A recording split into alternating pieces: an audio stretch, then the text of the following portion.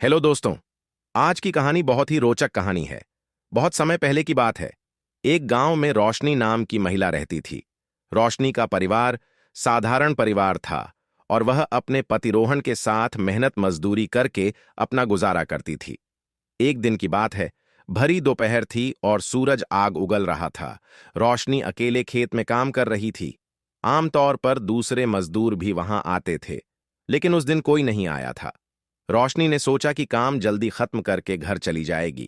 काम करते करते जब रोशनी को भूख लगी तो उसने अपना टिफिन उठाया और खेत के किनारे एक बड़े पेड़ के नीचे बैठ गई। छांव में बैठकर वह दोपहर की रोटी खाने लगी।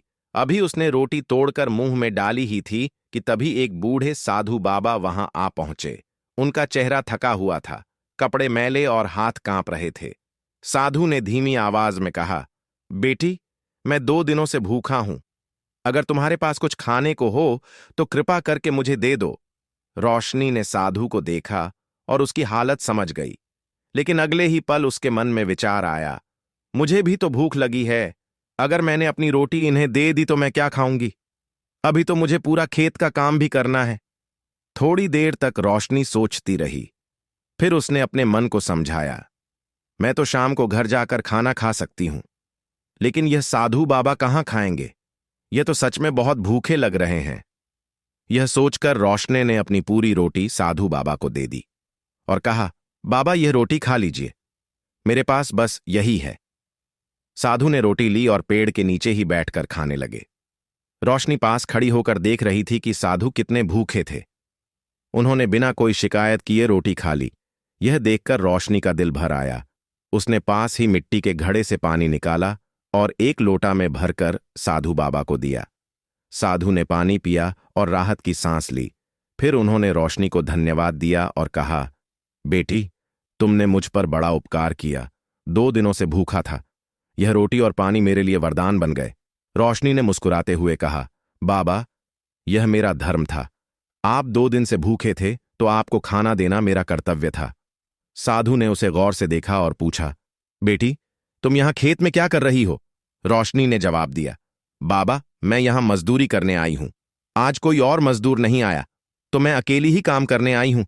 मेरे पति किसी और खेत में मजदूरी कर रहे हैं। रोशनी की बात सुनकर साधु कुछ देर तक चुप रहे।